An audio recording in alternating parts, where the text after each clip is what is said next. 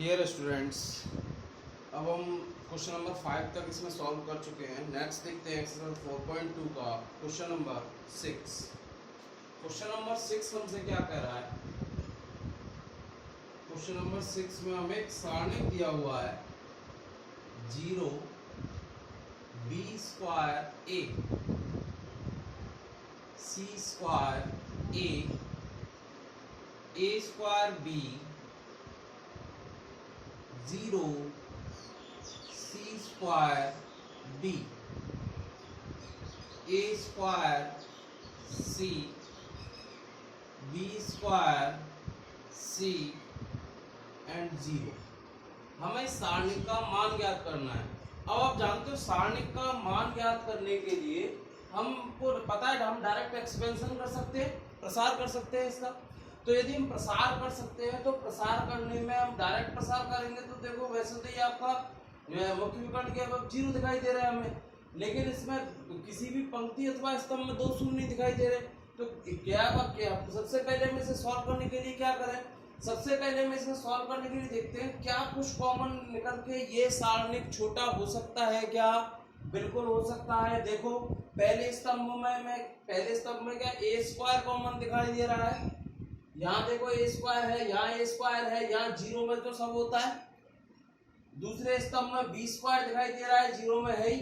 तीसरे स्तंभ में c स्क्वायर दिखाई दे रहा है। तो सबसे पहले हम इन तीनों स्तंभों में से a स्क्वायर, b स्क्वायर और c स्क्वायर क्या लेंगे? उभयनिष्ठ लेंगे। उसके पश्चात इस प्रश्न को सॉल्व करेंगे। तो सबसे पहले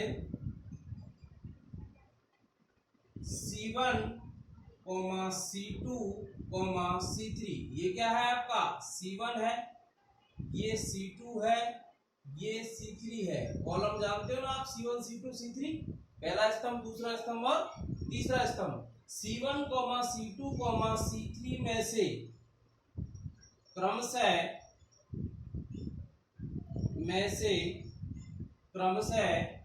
a square, b square, c square उभयनिष्ठ लेने पर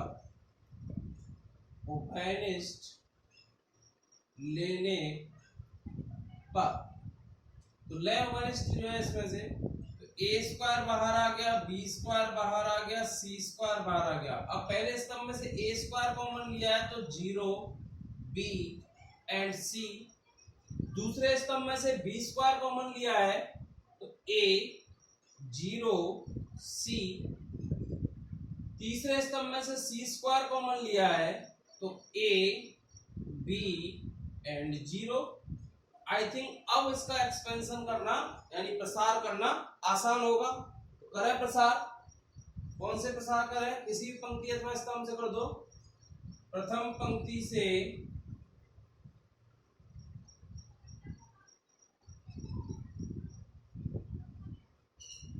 प्रसार करने पर, प्रथम पंक्ति से प्रसार करने पर तो करें प्रथम पंक्ति से प्रसार a square, b square, c square तो एज इट इज है। अब देखो पहली टर्म तो 0, इससे गुणा करने की आवश्यकता है नहीं। दूसरा -a, इस स्तंभ को छोड़ दो, इस पंक्ति को छोड़ दो, ये 4 अवयव बचे। क्या क्या बचे?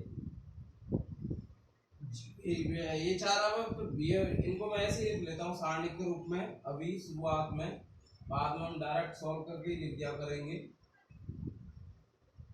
b b c और 0 प्लस a, ये स्तंभ छोड़ दो, ये पंक्ति छोड़ दो, b 0 c c।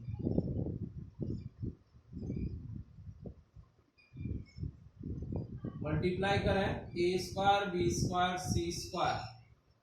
यहां देखो -a, ये हो गया 0 माइनस bc, पहला विकर्ण माइनस दूसरा विकर्ण प्लस a, पहला विकर्ण bc minus 0। a square, b square, c square, ये क्या होगा? -a इंटू -bc, ये हो गया ABC और प्लस का ABC।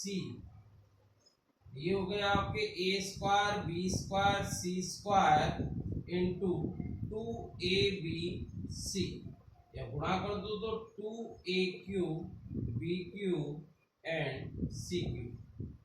ये आपका आ गया आंसर। ये हो गया आपका क्वेश्चन नंबर 6 सॉल्व। इसमें केवल हमें प्रसार करने के लिए कहा गया था, इस सारणी का मान ज्ञात करना था। हमने पहले इसको थोड़ा सा सॉल्व कर लिया ताकि ये आसान हो गया, उसके बाद इसका प्रसार कर दिया। प्रसार करने के बाद इसका आंसर क्या मिल रहा है हमें, 2a³ b³ एंड c³। ये हो गया आपका क्वेश्चन नंबर 6।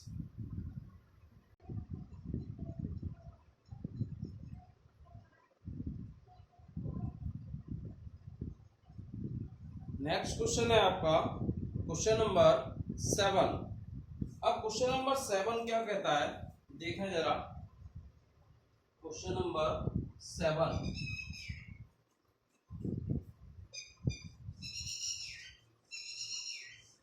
क्वेश्चन नंबर 7 में भी क्या करना है, हमें प्रसार ही ज्ञात करना है।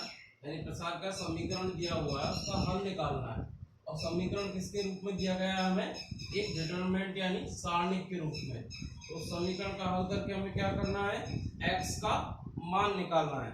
तो x का मान देखें जरा। क्वेश्चन नंबर 7, क्वेश्चन नंबर 7 क्या कहता है, निम्न समीकरण को हल कीजिए। समीकरण दिया हुआ है x minus 2, 2x minus 3, 3x minus 4,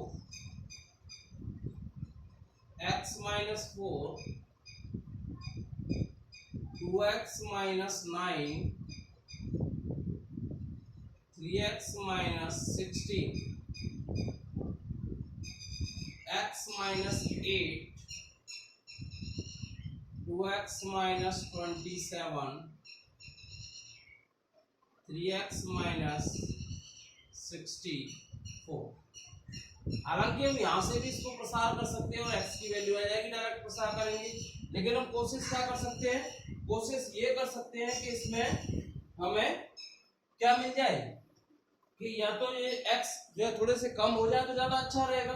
तो हम क्या करते हैं, इसमें एक संक्रिया लगा देते हैं, r1 implies that r1 minus r2। अब आपके दिमाग में ये आ रहा होगा सर ने यही संक्रिया क्यों लगाई। आप r2 minus r3, r1 minus r3 जो है कोई सी भी संक्रिया इसमें लगा सकते हो। मैंने r1 माइनस r2 लगाई है, आप r1 माइनस r3 लगा सकते हो, r2 माइनस r3 लगा सकते हो, कोई सी भी संख्या लगा सकते हो। क्यों लगाई गई जरा देखो, यहाँ पर x से इन दोनों को हटाएंगे तो x से x कैंसिल, यहाँ से 2x से 2x कैंसिल, यहाँ 3x से 3x कैंसिल। यानी ऊपर की दो पंक्तियों में से, यानी ऊपर वाली जो पहली पंक्ति है r1, उसमें से x क्या हो जाएगा, खत्म हो जाएगा। क्या करें,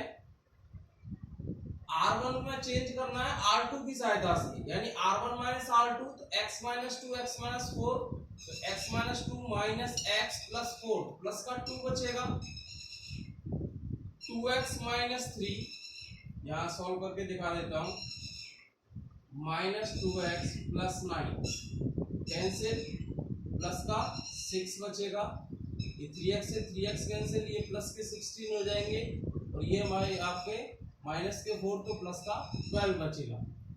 अब x minus 4, 2x minus 9, 3x minus 16, x minus 8, 2x minus 27, 3x minus 64।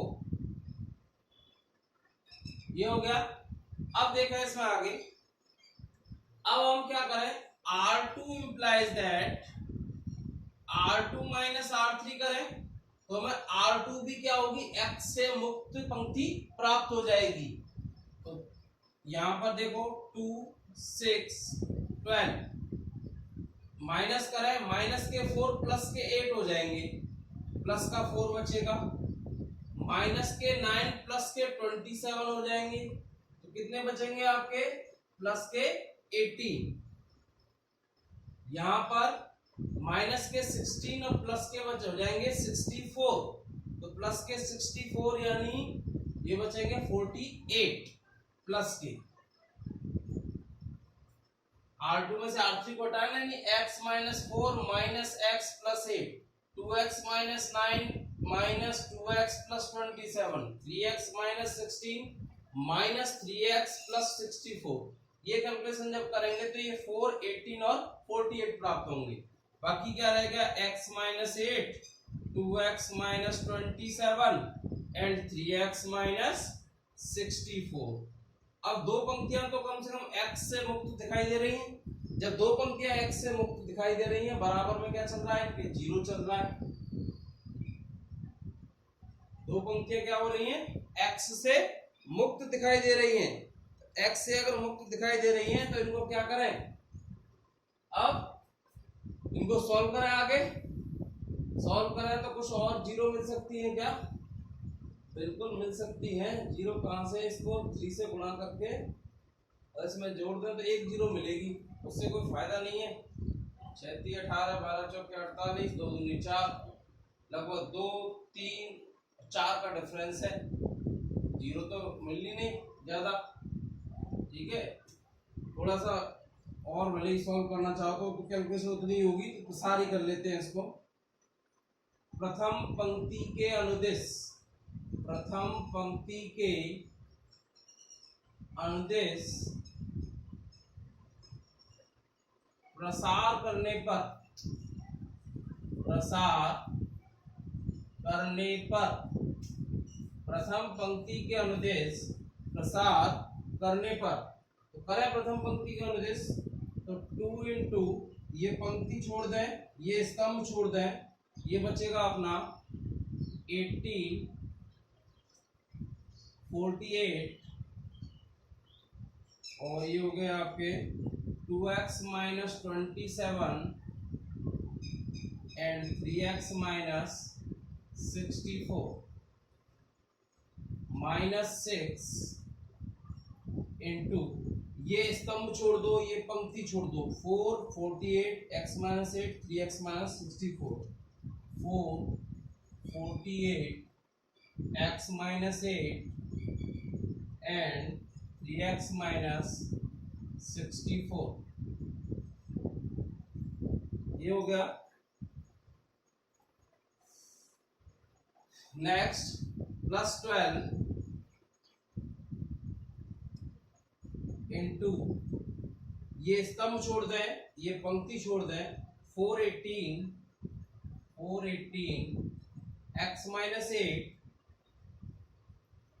और 2x minus 27 is equal to 0। Solve कर लें इसको, x की वैल्यू आ जाएगी, देखते हैं। 2 इंटू ये गुणा करें इसको, ये होगा 54x माइनस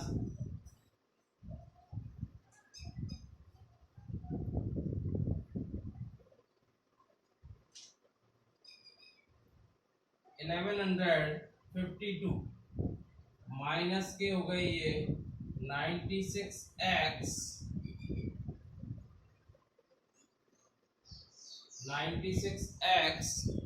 एंड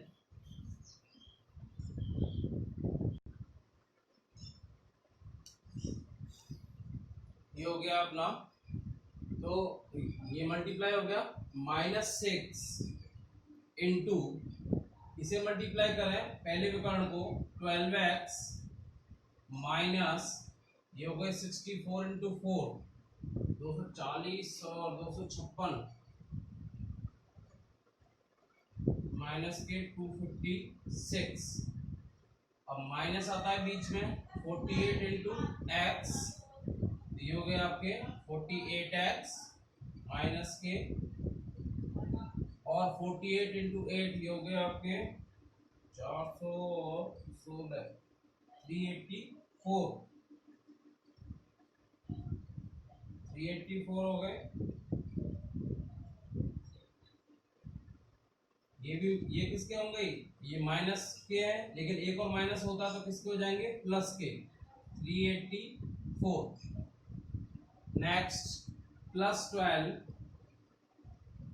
इसको मल्टीप्लाई करें पहले विकर्ण को 8x माइनस 27 इंटू 4 108 108। अब माइनस का चिन्ह आएगा बीच में 18 इंटू एक्स 18x और माइनस माइनस प्लस हो जाएगा तो 18 इंटू 8 ये हो गए आपके 144 इज इक्वल टू 0। ये पूरी एक ही लाइन में लिखना आपको, ये तीनों चीज। अब सॉल्व करें इनको जरा, तो 2 इंटू ये देखो 54x प्लस के हैं और माइनस के 96 है, तो कितने बचेंगे 2 और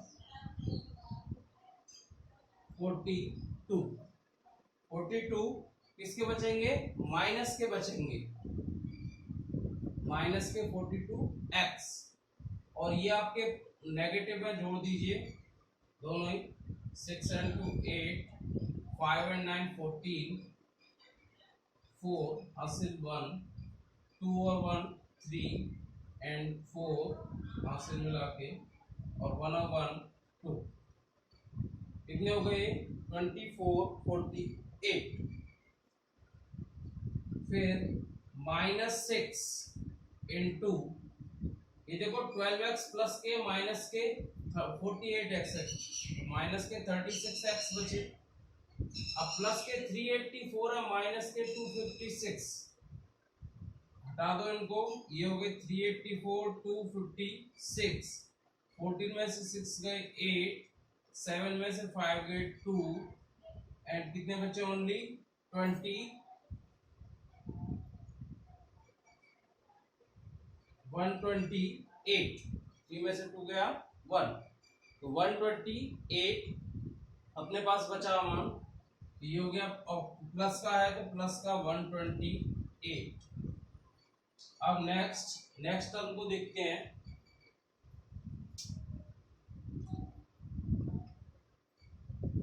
नेक्स्ट टर्म है अपनी +12 इंटू 8x माइनस 18x कितने बचे माइनस के 10x बचे। फिर नेक्स्ट 8x माइनस ये हो गए आपके माइनस के 108 प्लस के 144, तो ये हो गए आपके 110 और 34, ये हो गए 36 प्लस के 36 इज इक्वल टू 0। अब 2 को मल्टीप्लाई करा तो माइनस के कितने हो जाएंगे 84x माइनस के ये हो जाएंगे आपके 4 2 4 8 9 2 4 8 2 2 4 4 8 9 6 माइनस माइनस प्लस ये हो गए आपके 180 और 216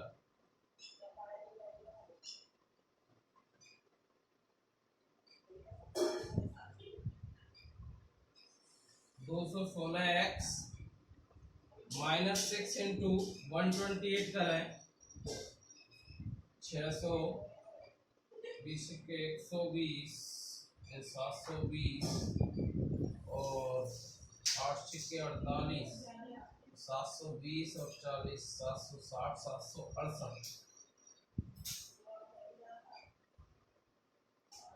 माइनस के 768 माइनस 120x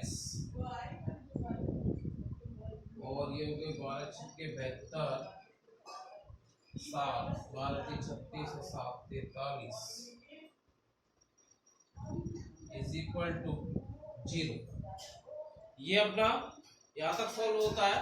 आगे सॉल्व करते हैं इसे, उससे पहले आप यहाँ स्क्रीनशॉट लो, इसको मैं मिटाऊंगा इधर से।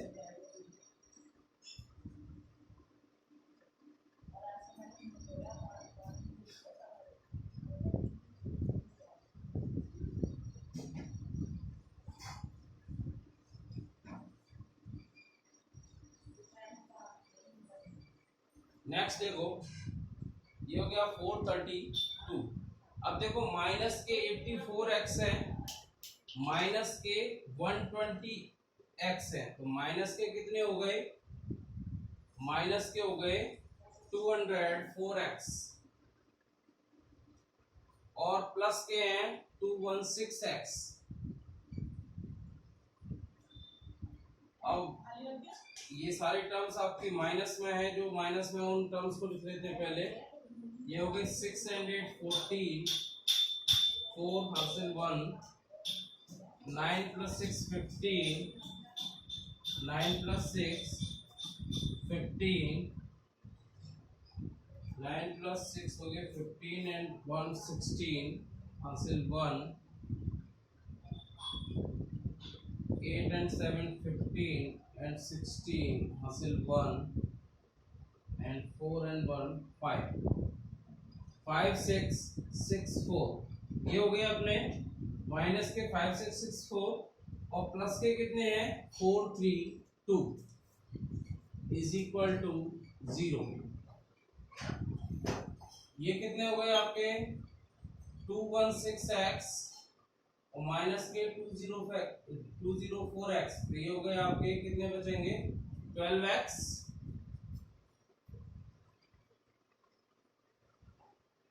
12x एंड ये हो गया आपका माइनस के 5 6 6 4 plus 432 is equal to 0।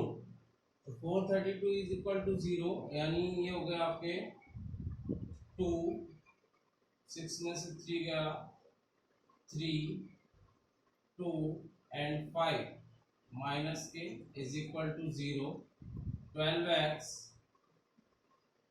is equal to 5232, x is equal to 5232 upon 12, 12 से ये कितनी बार कट रहा है,